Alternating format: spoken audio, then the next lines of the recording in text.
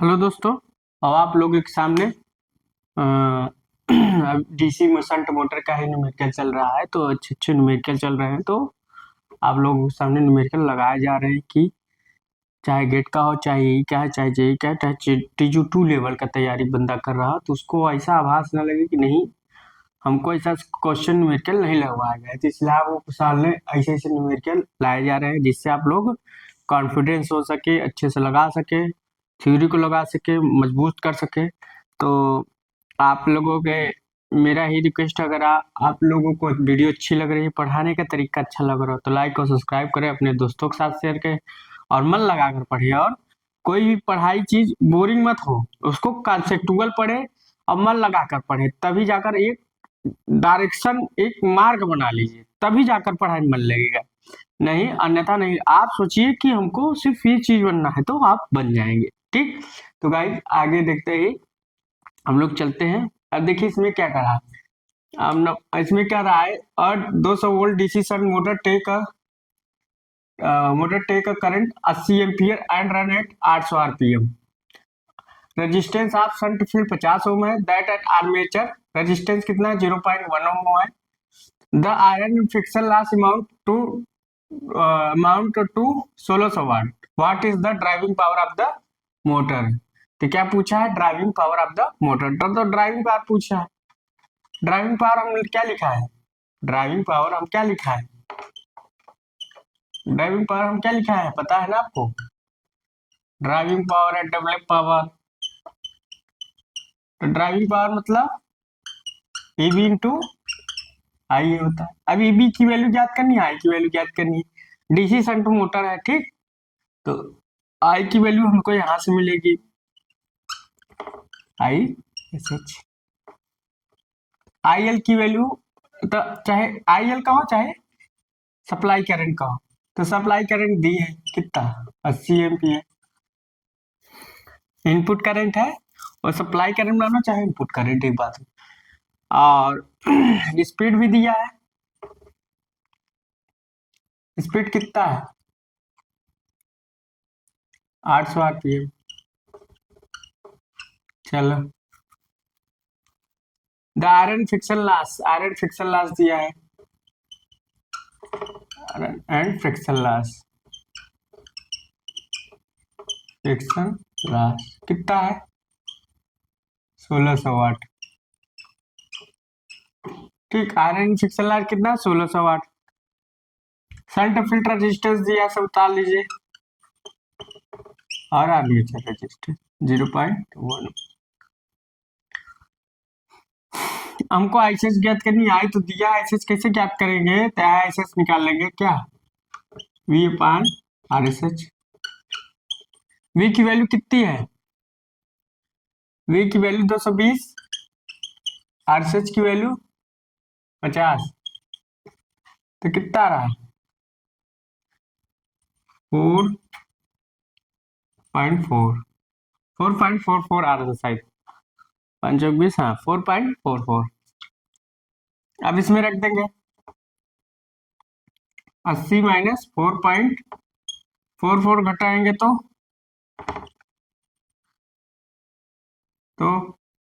6 6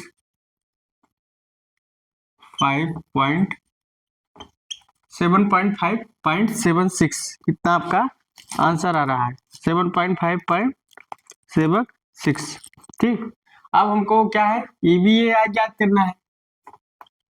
तो ईबी बराबर क्या होता है, V minus I A. Shunt motor है, तो आ रहे होगा। आई ए की वैल्यू ज्ञात ही कर लिए, वी की वैल्यू 220,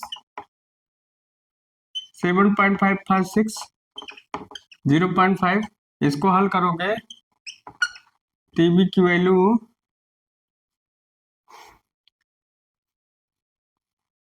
1.0 के बाद 0 लगेगा ही, तो 212 आंसर आएगा, 212.44 आंसर हमारा है। तो अब इस वाले फार्मूले में दोनों का मल्टीप्लिकेशन कर दें, तो ड्राइविंग पावर निकल आएगा, ड्राइविंग पावर 212.44 इंटू आई ए की वैल्यू गुणा कर लीजिएगा, जो आंसर आएगा वो लिख लीजिएगा या हम भी लिख देते हैं। 1650 वाट लम्स हमारा है, ने आंसर हो गया था। कुछ था, कुछ नहीं था, बस अगर मान लीजिए डरते हैं, डरना नहीं है, ऐसे आपको कर लेना है 75 इंटू 6, 5 को मल्टीप्लिकेशन करना है, ई कम पर दशमलव लगा देना, 30 पंती 15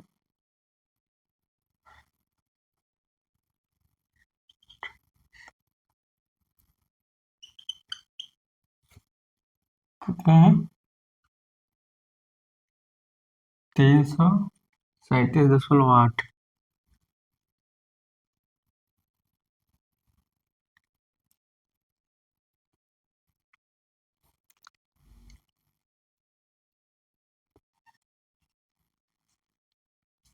आप लोग कर लीजिएगा, आंसर आ गया है।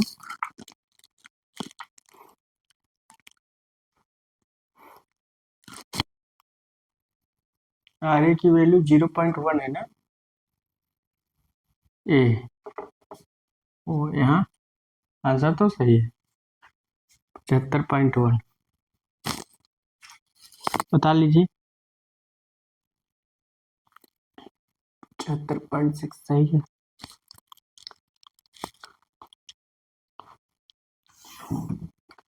अब लोग उतार लीजिए।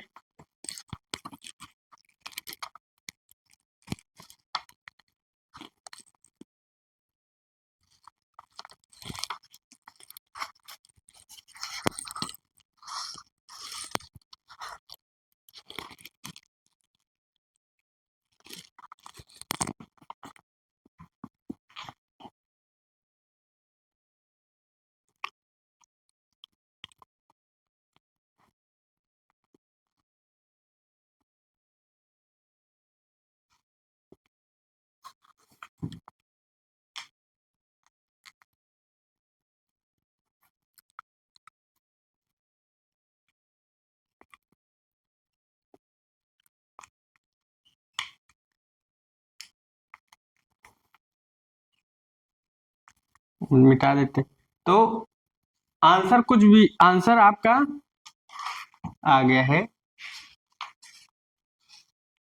अब आगे चलते हैं, इसी में क्या पूछा है, बीएचपी ब्रेक हार्स पावर पूछ लिया है। क्या पूछा है, ब्रेक हार्स पावर, ताली होंगे। अब इसी में पूछा है ब्रेक हार्स पावर, दूसरे इसी में दूसरा नंबर पूछा है ड्राइविंग पावर की जगह ब्रेक हार्स पावर बीएचपी। तो बीएचपी याद करना है, तो बीएचपी याद करने के लिए पहले हम लोग आउटपुट पावर निकाल लेते हैं। Output upon driving power, output power driving power और minus friction and windage loss, friction and windage loss, friction and windage loss. Driving power कितना है आपका 1650, 1650 वाट, ये है 1650 watt. Friction and windage loss 1600, कितना है 50। आउटपुट पावर निकल गया। अब ब्रेक हार्स पावर कैसे निकलेगा, तो इसमें हम 746 का डिवाइडेशन कर देंगे, तो ब्रेक हार्स पावर 1650, 16,050 कई ढाई सैकड़ा हजार 16,050 हो, तो इसका करो 16,050, 1600 गलत कर दिए थे, 5 4 और 5 में से 1 गया, और 10 में 6 4, इतना आ रहा है शायद। आंसर आपका 14,450, 14,450। अब इसी में 746 का डिवाइड कर देंगे तो ब्रेक हार्स BHP निकल आएगा। उतार लीजिए, दे लीजिएगा।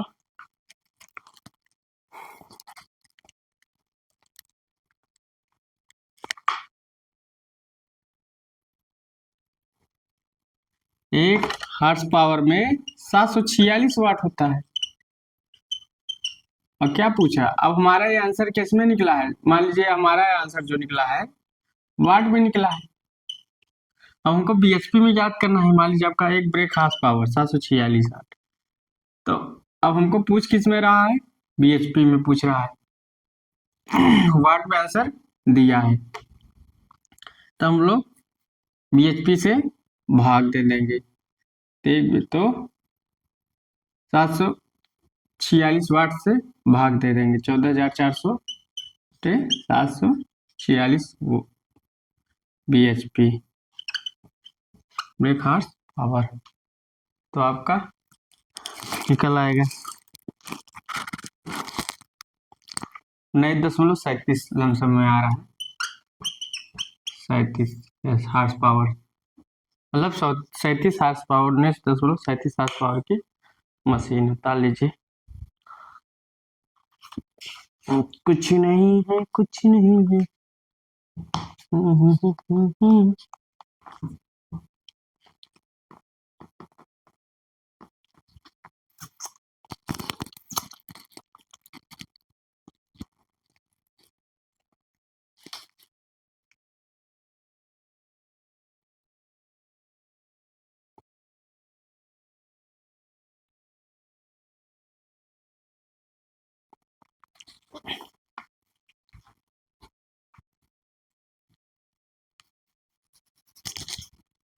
अब आगे इसी में पूछ रहा है copper loss.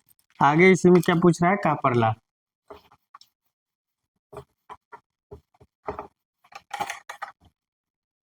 Copper loss, copper loss,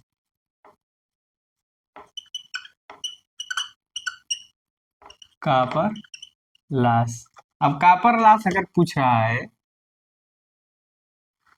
तो लॉसेस इनपुट पावर और प्लस ड्राइविंग पावर। तो कापर लॉस पूछेगा तो इसी में हम लोग ड्राइविंग पावर निकाल दें। इनपुट पावर, इनपुट पावर और ड्राइविंग पावर।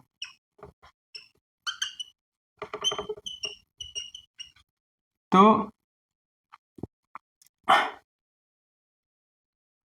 ड्राइविंग पावर क्या है? VI है। इनपुट पावर निकालना है तो 280 वोल्ट पर 80 एम्पियर ले रही है, तो ये आपका इनपुट पावर हो जाएगा।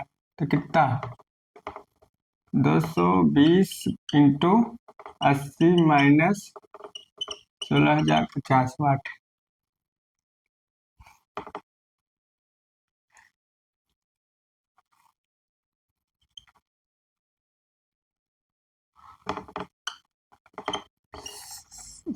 सोलह हजार 50 वाट। तो अगर हम 17,800 कैसे 16,050 वाट करें, 1750 वाट कापर लॉस 1750 वाट आ गया। 17,600 आ रहा है। इसका मल्टी कैसे करें? अर्धन समान से ठीक ठीक ठीक ठीक ठीक। तो यहाँ 6,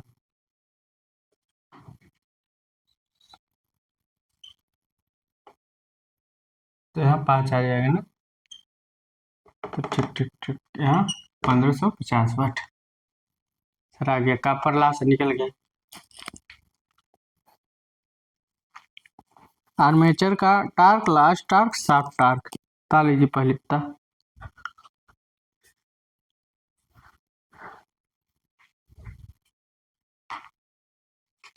आप लोग के लिए अच्छे अच्छे सवाल चल रहे हैं।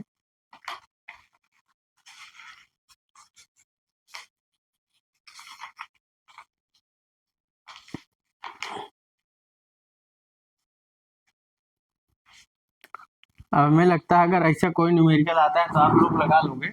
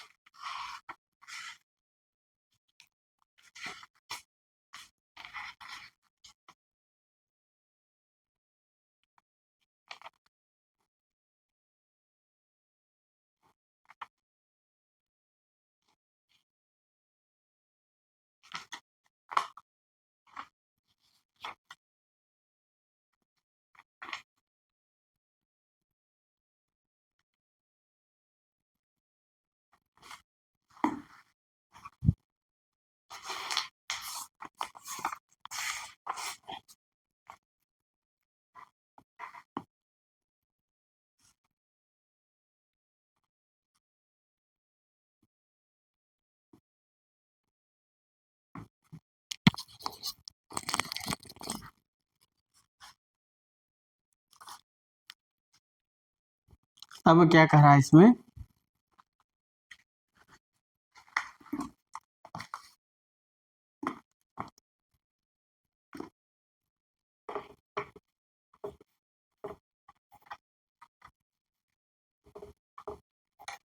अब क्या कह रहा है, आर्मेचर टार्क क्या कर रहा है,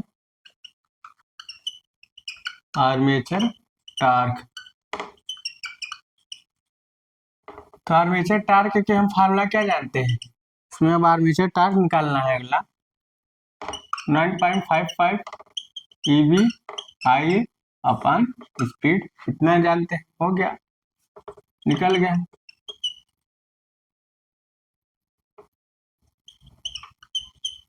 1800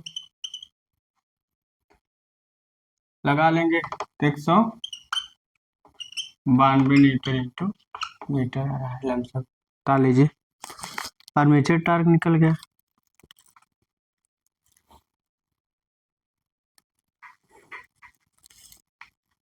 अब इसी में अगर लास्ट टार्क कहे, TL, इसी में अगला शायद लास्ट टार्क भी कहा है, क्या कहा है, लास्ट टार्क, लास्ट टार्क तो बोलते हैं TL, इसका भी आंसर ऐसे लगेगा। और friction and windage loss, friction and windage loss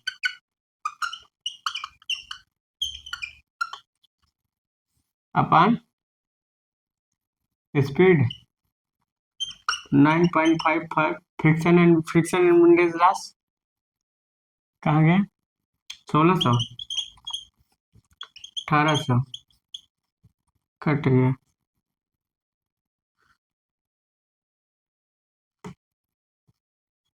9 × 4 तो ये आपका आ जाएगा 19 न्यूटन इंटू मीटर लमसम, कर लीजिएगा, लमसम में ही आएगा, 19 न्यूटन इंटू मीटर आ रहा है।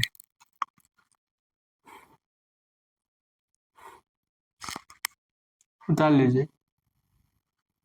तो कुछ नहीं है, सब फार्मूले पर बेस्ड सवाले हैं, थोड़ा सा फंसाने की कोशिश करते हैं, अरझाने की कोशिश करते हैं, तो आपको अरझना नहीं है।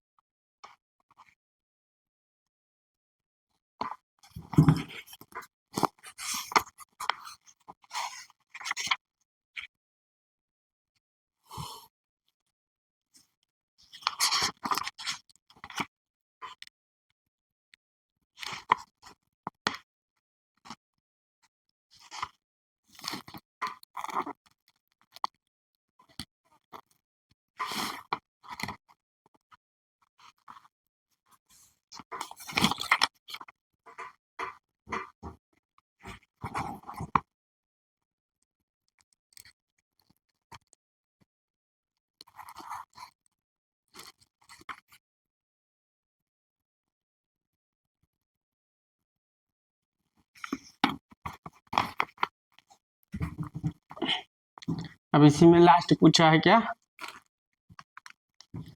Shaft torque.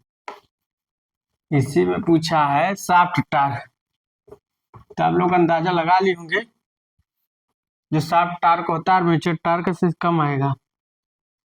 ठीक, तो 192 न्यूटन इंटू मीटर से कम आएगा।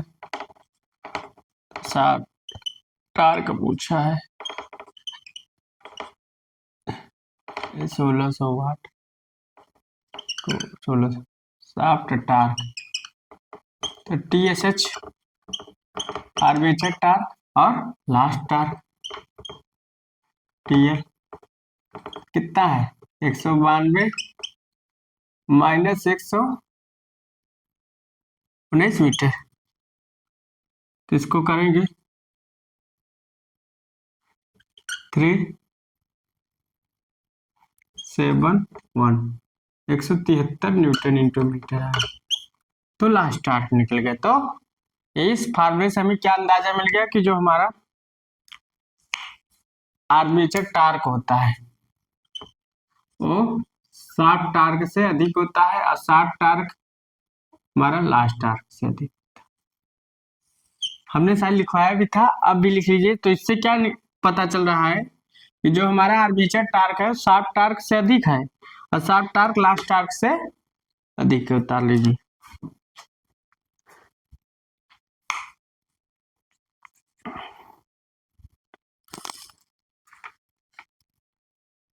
अब अगला क्वेश्चन चलेंगे। तो हाँ देखो, हम यहाँ एक तरफ से यहाँ भी रिलेशन पैदा करते, मतलब यहाँ एक भी रिलेशन प्रोड्यूस कर ले रहे हैं अपने पढ़ाने के तरीके से। तो आप भी किस अनुसार पढ़ा रहे हैं, किस अनुसार प्रोड्यूस कर रहे हैं, वो आप पर डिपेंड कर रहा है। तो याद रखिएगा आर्मेचर टार्क शाफ्ट टार्क से अधिक होता है लास्ट टार्क। और क्यों अधिक होता है, हमने बताया था कि जब power armature torque shaft torque की ओर जाता है तो क्या होता है, कुछ फ्रिक्शन एंड विंडेज लॉस की वजह से शाफ्ट टार्क कम हो जाता है, इसलिए इसका 192 था, इसका 173। अगला चलते हैं। ठीक, अगला लगाते हैं।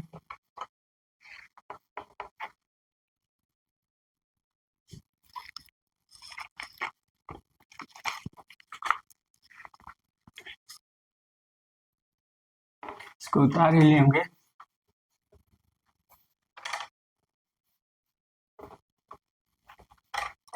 आप अगला न्यूमेरिकल करा 220 volt DC series motor is taking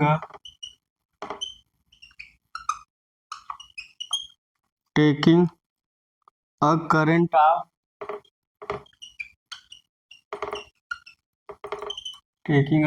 of 40 ampere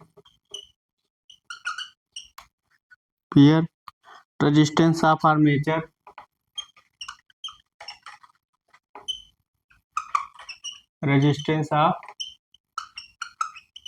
armature sure 0.5 ohm and resistance of series field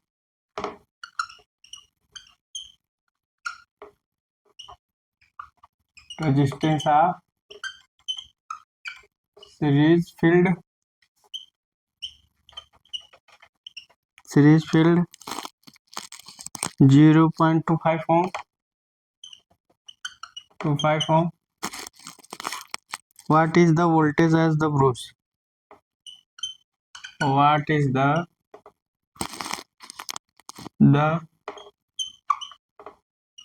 voltage at the Bruce?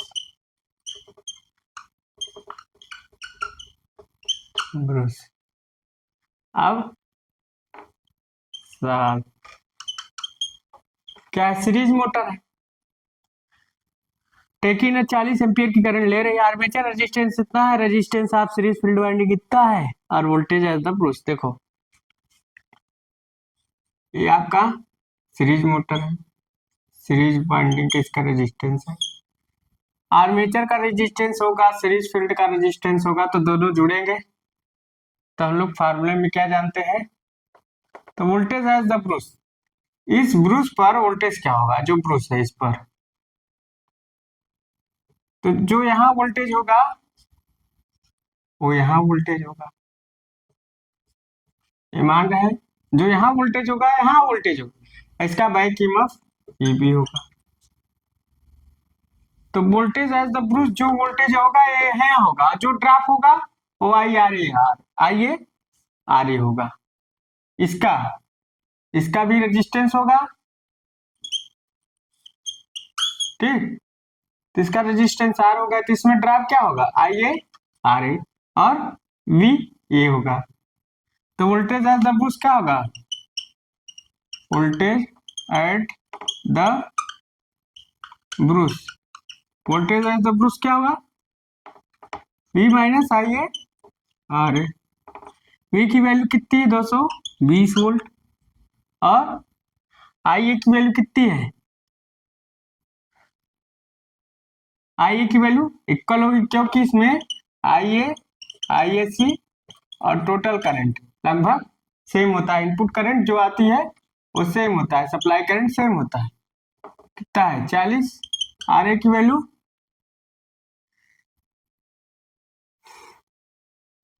Resistance of armature है दिया तो है 0.5, 200 लगभग आएगा, 200 वोल्ट, 210 आ रहा है, 4 पंचे 20।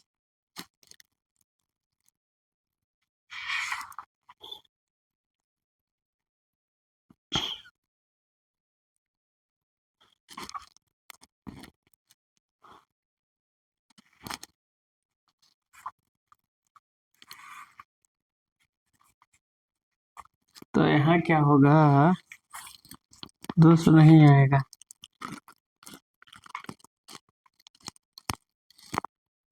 तो इसका रेजिस्टेंस, तो voltage drop as the Bruce,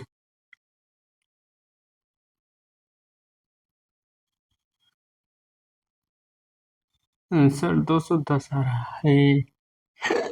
resistance as the series field winding, देखो सिर्फ वोल्टेज एज द ब्रूस अगर पूछ रहा है इस कंडीशन में, देखो यहाँ एक जगह हुआ मिस्टेक, अगर वोल्टेज एज द ब्रूस पूछ रहा है तो आपको आर्मेचर का वोल्टेज ड्रॉप नहीं ज्ञात करना है, सिर्फ इस वोल्टेज ड्रॉप को हमको लेना है ब्रूस में, ठीक। आर्मेचर वोल्टेज ड्रॉप में ब्रूस को नहीं लेना, तो हम लोग क्या करेंगे 0.25 का मल्टीप्लिकेशन कर देंगे और माइनस, ठीक। तो अब तो लग इन जाएगा, 10 आएगा, और यहाँ 220, तो 210 volt, voltage as the brush. अगर ऐसा पूछता है वोल्टेज एज द ब्रूस, तो हम लोग आरएसी का मल्टीप्लिकेशन करेंगे, मतलब सीरीज फील्ड के रेजिस्टेंस का, किसका, सीरीज फील्ड के रेजिस्टेंस का। उतार लीजिए, सवाल अच्छे हैं। तो 210 वोल्ट आ रहा है।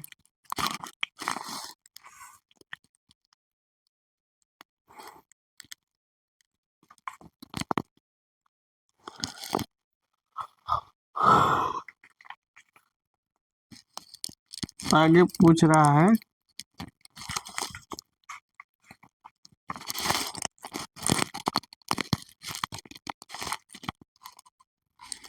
अच्छे सवाल है।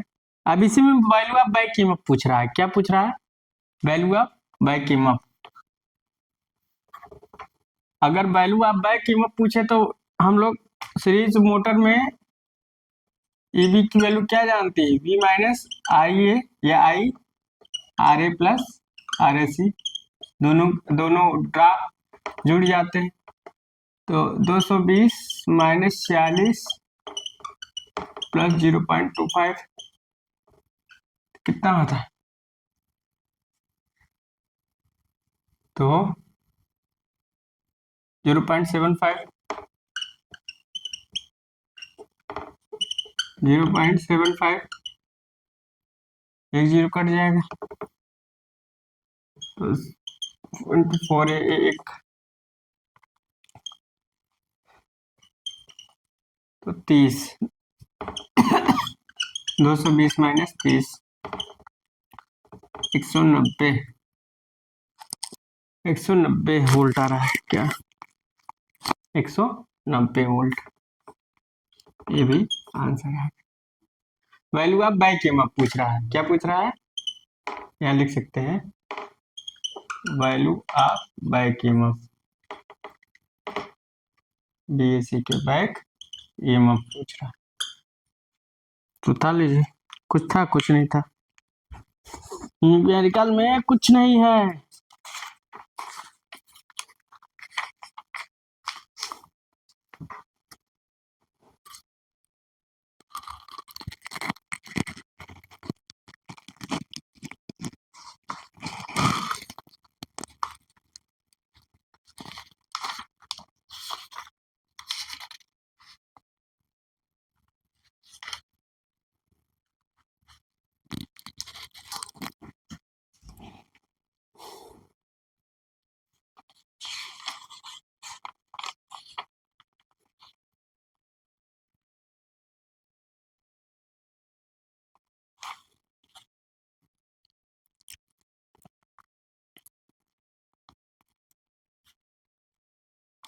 लगभग हमने जितना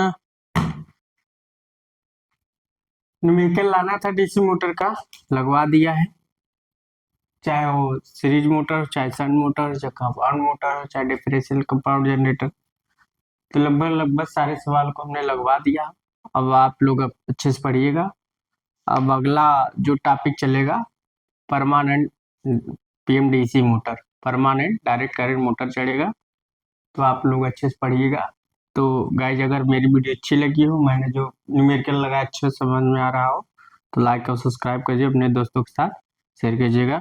अब मोटर के सारे टॉपिक हमने लगभग कवर कर लिए डीसी मोटर के। अभी सिंक्रोनस मोटर, सिंगल फेज, तो जितने डीसी मोटर में जो जो टॉपिक थे, न्यूमेरिकल फार्मूला, न्यूमेरिकल भी चला लगभग 4-5 दिन, न्यूमेरिकल फार्मूला, थ्योरी, कॉन्सेप्ट, तो जितना था हमने आप लोगों के सामने अच्छे से रखा। आप लोग डीसी मोटर अच्छे से पढ़िएगा।